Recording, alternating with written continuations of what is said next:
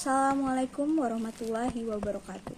Pada kesempatan kali ini, kelompok kami akan membahas video singkat tentang penjelasan pendekatan lanskap atau landscape approach.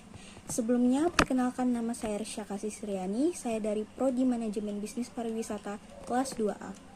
Di sini saya akan menjelaskan 2 dari 10 poin. Yang pertama adalah manajemen yang adaptif atau adaptive management.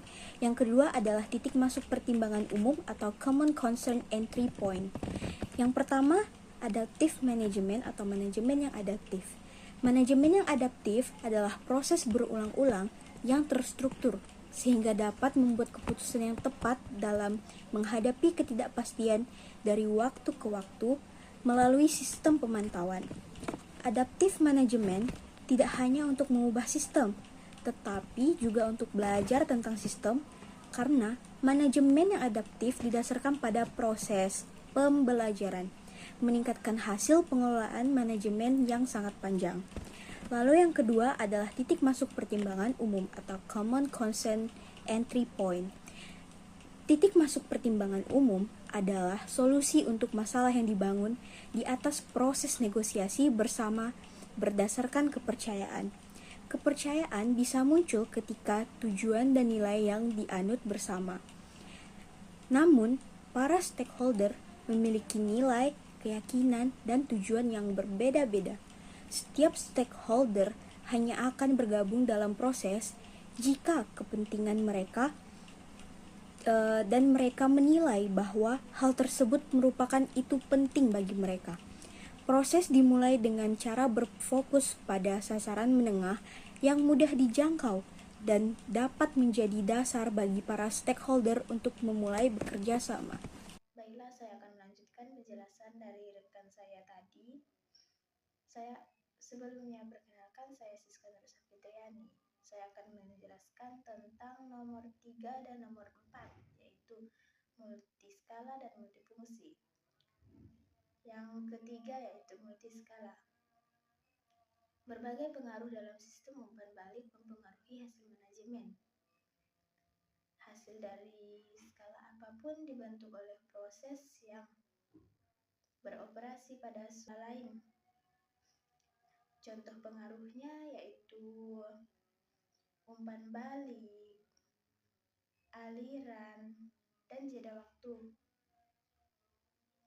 Nah, sekarang saya akan melanjutkan ke nomor 4, yaitu multifungsi.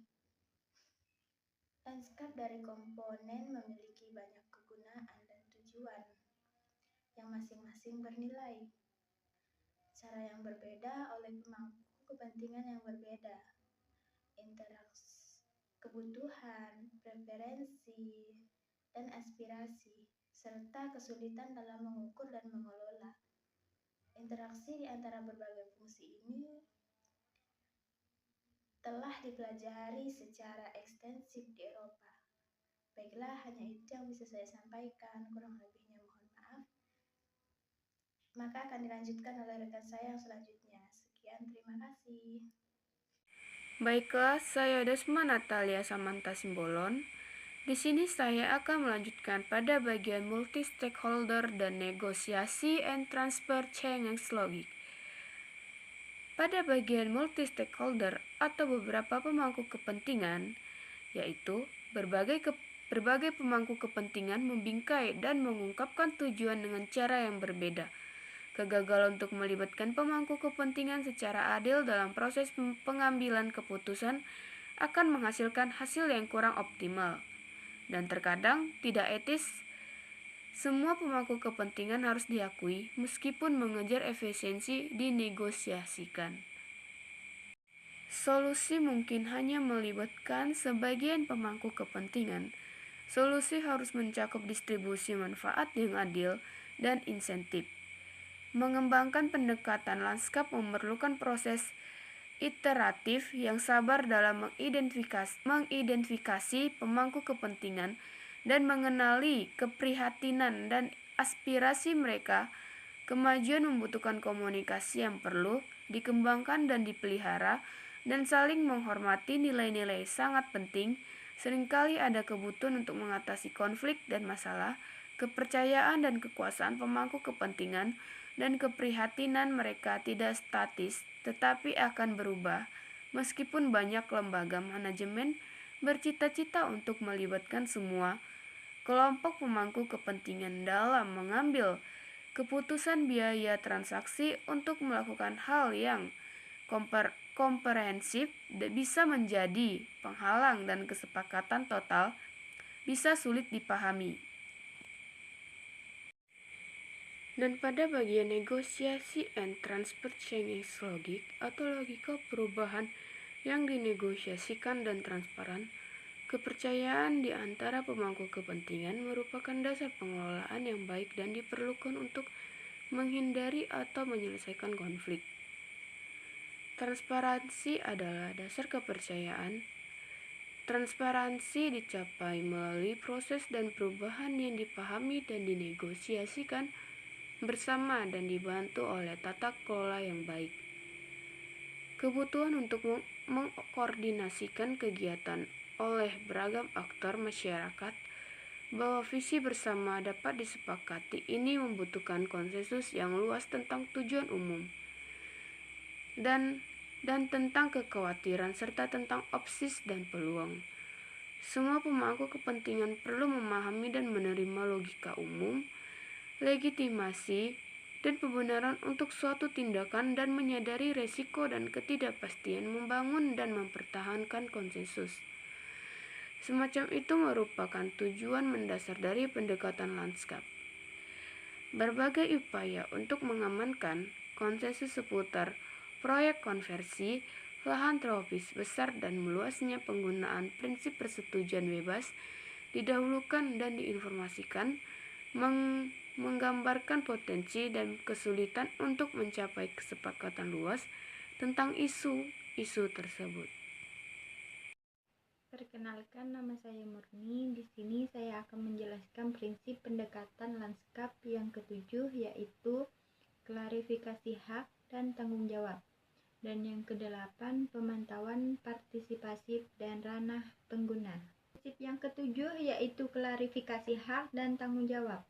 Hak dan tanggung jawab berbagai aktor harus jelas dan diterima oleh semua pemangku berkepentingan.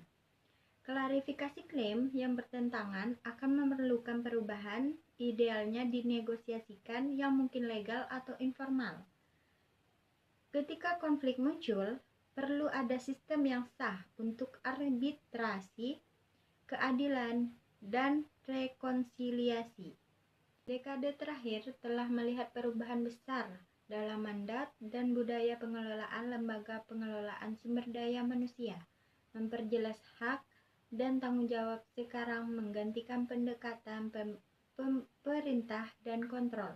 Fasilitas dan negosiasi muncul sebagai bisnis inti dari badan-badan sumber daya. Prinsip yang kedelapan yaitu pemantauan partisipasi dan ramah pengguna. Informasi dapat diperoleh dari berbagai sumber untuk memfasilitasi pembelajaran bersama. Informasi harus dapat diakses secara luas. Sistem yang mengintegrasikan berbagai informasi perlu dikembangkan. Ketika pemangku kepentingan telah menyepakati tindakan dan hasil yang diinginkan, mereka akan memiliki minat yang sama dalam menilai kemajuan.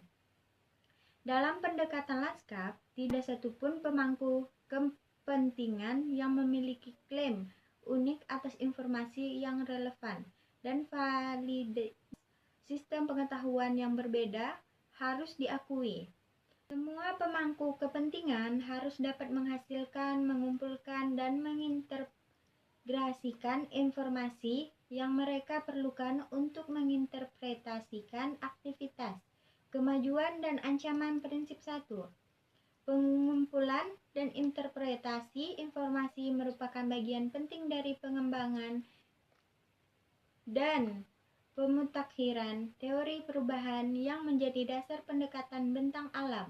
Prinsip ke-6, pemantauan partisipasi di Sangha Trinational Landscape sebagai bagian dari Congo Basin Forest Partnership telah menunjukkan bagaimana pemangku kepentingan lokal dan lembaga pemerintah dapat belajar dan beradaptasi bersama. Baiklah, saya Nurul Safika. Saya akan melanjutkan pada bagian prinsip ke-9, yaitu ketahanan, dan yang ke-10, memperkuat kapasitas pemangku kepentingan. 9 tentang ketahanan, yaitu perubahan sistem grosir yang direncanakan biasanya merugikan dan tidak diinginkan ketahanan tingkat sistem, lalu ditingkatkan pertanian melalui pengenaian aktif terhadap ancaman dan kerentanan yang tak terelakkan. Tindakan tersebut perlu ditempatkan untuk dipromosikan agar bisa mengatasi ancaman.